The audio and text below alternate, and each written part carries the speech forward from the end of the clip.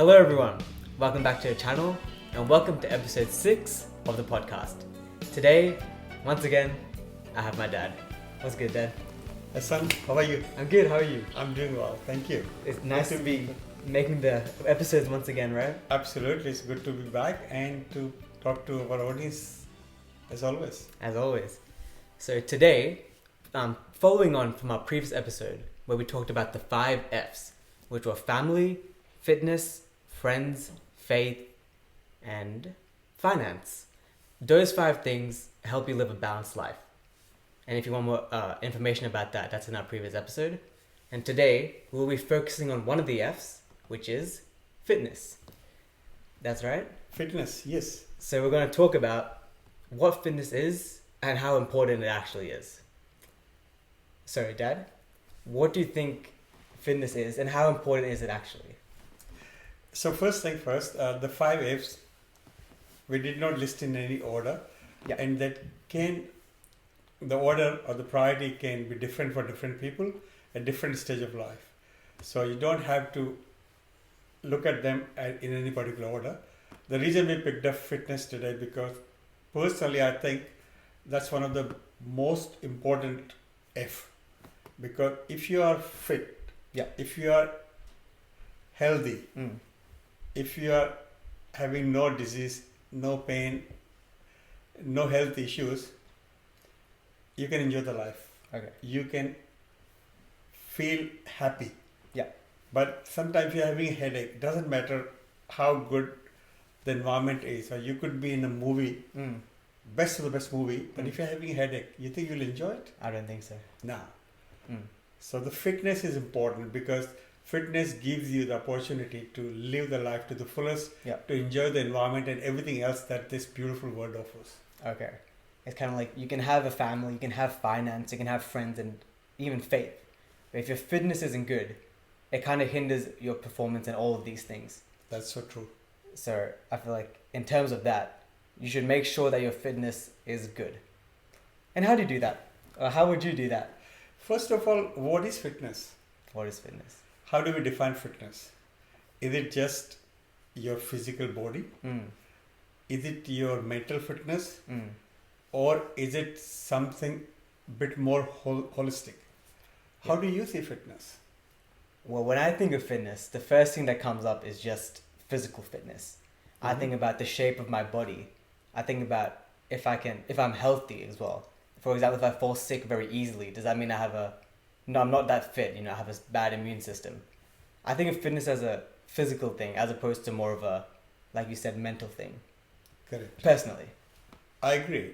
Yeah. That physical fitness is important. Yeah. And you also touched on the immunity, which is kind of internal fitness. Internal fitness. So physical fitness is more what you can see. Yeah. Internal fitness is what you cannot see. And the third level of fitness is in your mind. When you may have a perfect body and everything is fine, but again, if your mind is not fit, something is not right with you, you may not feel the same. You may not enjoy the environment again.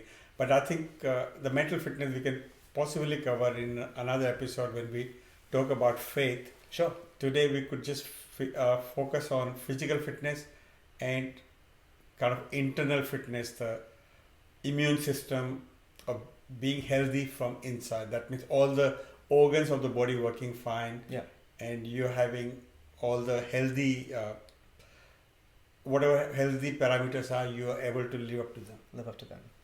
And I say with fitness, in the terms of the physical part of it, you can, for the majority of people, you can tell whether someone maintains their fitness from the way they look.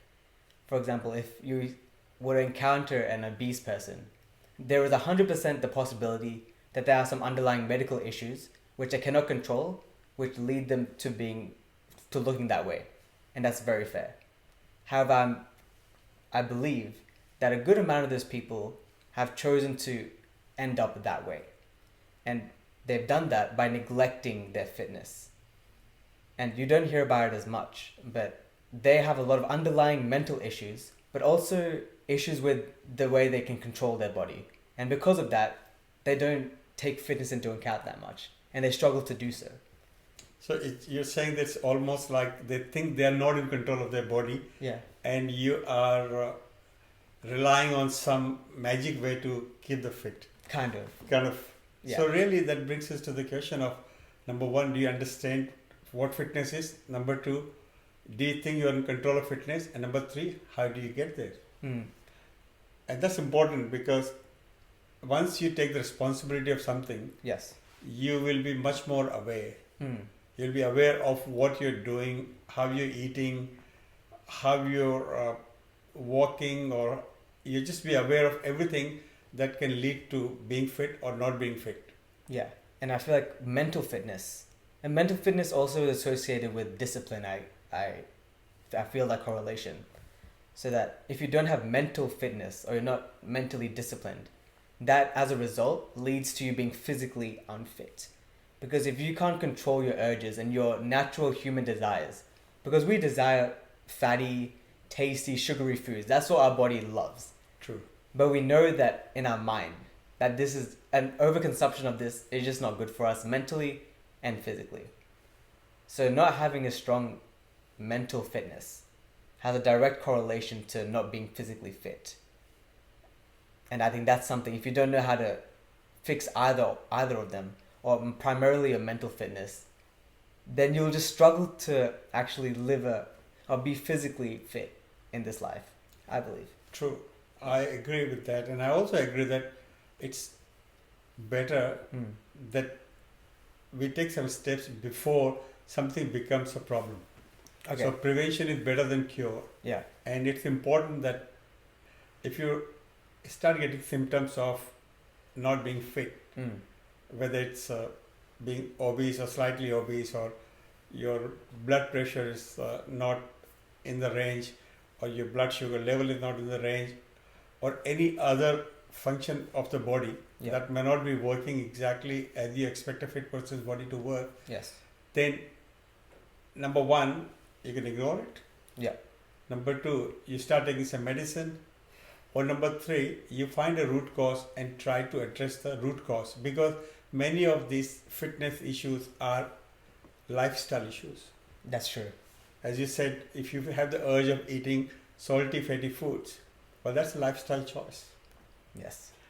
And that will, if not today, tomorrow, few years after, will result in some kind of a fitness issue. What you just said reminds me of the key basis of our self-improvement journey, which is delayed gratification. Mm-hmm. I've talked about this so many times. You can check out all my old videos. But with relating to fitness, short-term pain, long-term gain, delayed gratification. Instant gratification is when you consume the fatty foods in the moment because it feels very nice. But the long-term effects of that, the consequences of that, is that it just hinders on your fitness. Because you do not become fit like that overnight. No. That's not how it works. You have to, every day, choose the right habits, do the right things, so that eventually, it will take time, but you will inevitably reach that stage where you are fit. But, like I just said, if you are stuck on instant gratification, where you're indulging in the sweet, salty, fatty foods every day just because you feel like it, you will not reach the final goal which you wish. So true. And the reverse is true as well. If you have developed some hip fitness issues, it's probably developed over a period of time. True. The body is an amazing instrument. It can cope up with a lot of things, but at some point in time, it reprograms itself. That's right. And that you have to kind of reprogram it again, then it's equally hard. So I think the important thing is, in my opinion, is just the awareness. Today we're talking about fitness. Just being aware of fitness and how it matters to your life and other F that we talked about is very important. Because if you are aware, you will not take any action, or you'll not eat anything, or you'll probably do some exercise. Yeah. It's being aware of this, and I think that's what we're trying to achieve by this episode, is to bring that awareness, that to have a balanced life, the few things in life which are important, and fitness is one of the key things. That's right. And with that as well, our body is not actually made to be unfit. When we are overindulging in food, that's not what we were made to be like. If you see like the the old humans who lived in the cavemen back in the day, the majority of the men, for example, they are physically fit, and that's biologically how we've been brought up to be. We're not made to be indulging in all this food and actually be unfit. And that's why people say that when they are physically fit, they're the happiest they've ever been in their lives. When they've got a nice body or a body that they're happy with, a functional body, that's when they're truly happy, because that's what we were meant to be. The true happiness doesn't come from the things that make you unfit, like all the fatty foods. It actually comes from being fit, which is why I believe I contest to that being one of the 5 F's. That if you have that, you can achieve true happiness. That's a very good point. Yeah. That the body is originally not designed to be sick.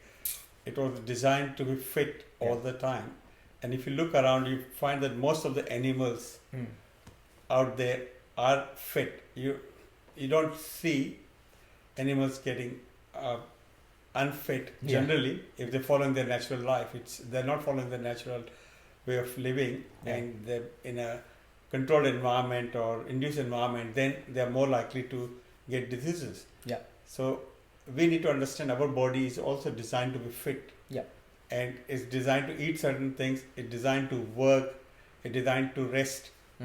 And if we don't do these things, then it will not be fit.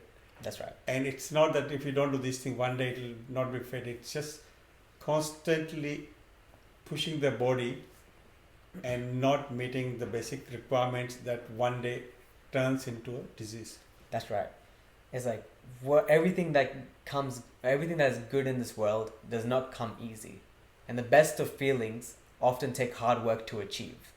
And so to maintain the happiness of yourself means maintaining a healthy body, or a body which you are happy with, which is also physically fit as well. And that takes time. And that is hard work consistently, which you have to do.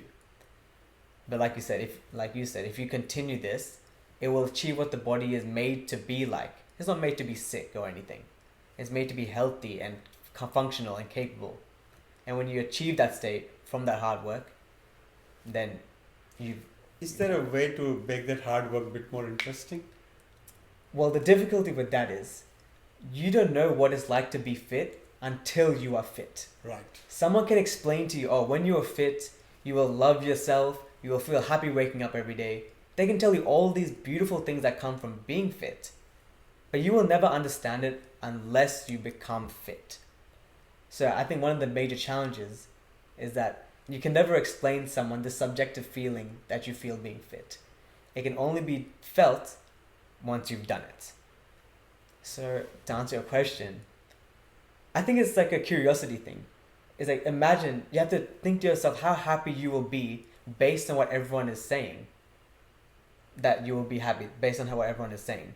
You won't know what it's like until you felt it.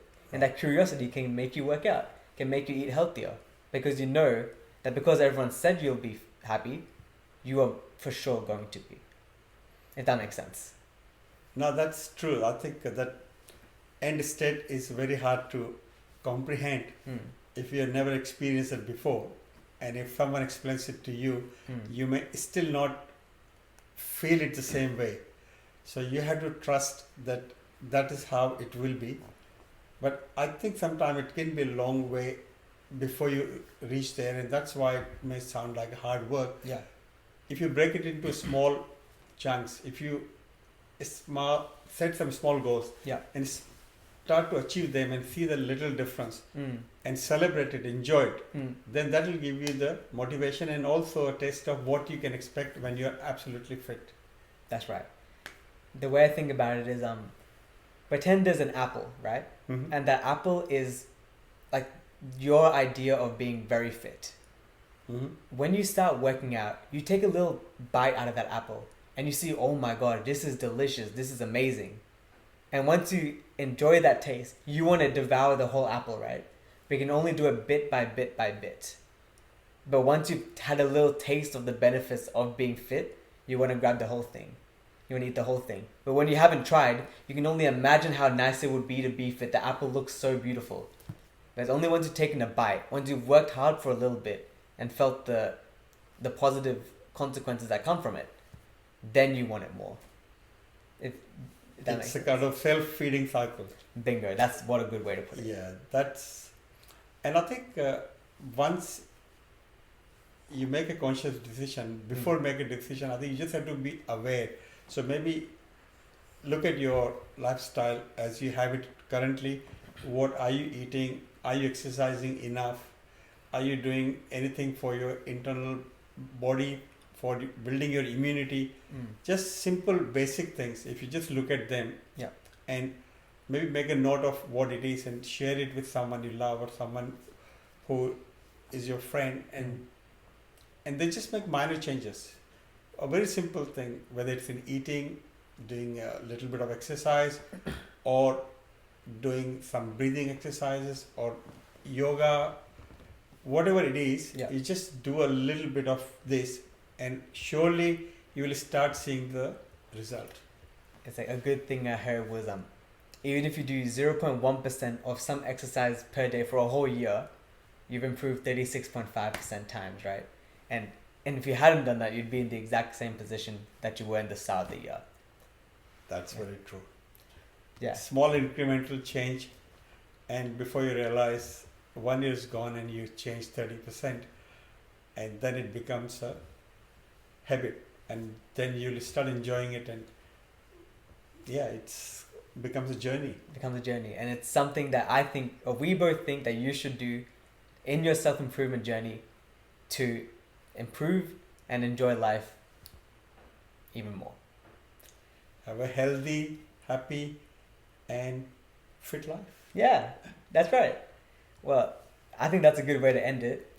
Thank you guys for listening to us. In the next episode, we will talk about another F. We'll talk about friends.